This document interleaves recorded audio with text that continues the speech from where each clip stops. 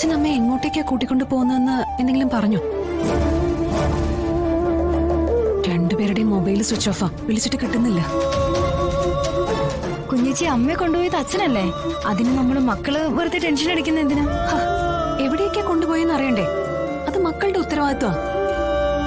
അല്ലാതെ ചുമ്മാ നടത്തള്ളി വിടുന്നതാണോ അത് ശരി? ശാലിനി, നീ വീണ്ടും ഞങ്ങളെ കുറ്റപ്പെടുത്തിയാണല്ലോ സംസാരിക്കുന്നത്. അച്ഛൻ അമ്മയെ വന്ന് കൂട്ടിക്കൊണ്ടുപോയി. അമ്മയുടെ ഇപ്പോഴത്തെ അവസ്ഥയ്ക്ക് ഒരു മാറ്റം വേണമെന്ന് ഞങ്ങൾക്കും തോന്നി. അതുകൊണ്ട് ഞങ്ങൾ അത് ശരിവെച്ചു. നിനക്ക് എന്തെങ്കിലും ബുദ്ധിമുട്ടുണ്ടായിരുന്നെങ്കിൽ നീ അപ്പ വന്ന് പറയണമായിരുന്നു. ഓ, അതിന് അമ്മയെ കൊണ്ടുപോകുന്നതിന് മുമ്പ് എന്നെ ആരെങ്കിലും അറിയിച്ചോ?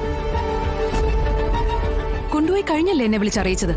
കുഞ്ഞേച്ചി അറിയിക്കേണ്ടത് അച്ഛനല്ലേ? അച്ഛൻ വിളിച്ചറിയിക്കാതിരുന്നത് കുഞ്ഞേച്ചി ഇവരെ അറിയിക്കേണ്ടെന്ന് കരുതിയായിരിക്കുമല്ലോ.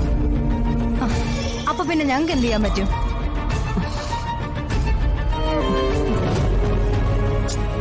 എന്നാൽ ഇതിപ്പോ വലിയ കഷ്ടമായിപ്പോയി. എല്ലാരും കൂടി എന്നെ അങ്ങ് ഒറ്റപ്പെടുത്തി മാറ്റി നിർത്തിയെന്ന് പറഞ്ഞാൽ മതിയല്ലോ. അമ്മയ്ക്കെങ്കിലും എന്നെ വിളിച്ചൊന്ന് പറയായിരുന്നു. അതിന് പറ്റിയ മാനസികാവസ്ഥയിലൊന്നും ആയിരുന്നില്ല അമ്മ. ഇപ്പൊ പിന്നെ അച്ഛൻ ശരിക്കൊരു സന്യാസിയെ പോലെയായി. കാവ്യം രുദ്രാക്ഷമാലയൊക്കെ ആയിട്ട്.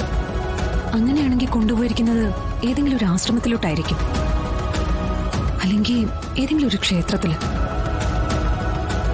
അവിടെ എവിടെയെങ്കിലും ആയിരിക്കും അമ്മ ഇപ്പൊ ഉണ്ടാവുക. അമ്മയും കൊണ്ട് ഏതോ ആശ്രമത്തിൽ പോവാണെന്നാ പറഞ്ഞത്. അമ്മയും മാനസിക വിഭ്രാന്തി വന്നതുപോലെയല്ലേ ഇവിടെ നിന്ന്. ആയിക്കോട്ടെ, എന്നാലും എങ്ങോട്ടേക്കാണ് പോയെന്ന് അറിഞ്ഞിരുന്നെങ്കിൽ ഒന്ന് പോയി കാണാനോ എന്തെങ്കിലും സഹായങ്ങൾ ചെയ്തു കൊടുക്കാനോ ഒക്കെ കഴിയുമായിരുന്നില്ലേ? മക്കളെന്ന നിലയിൽ നമ്മൾ ആ കടമ ഉത്തരവാദിത്തത്തോടെ ചെയ്തു കൊടുക്കേണ്ടതുമാണ്.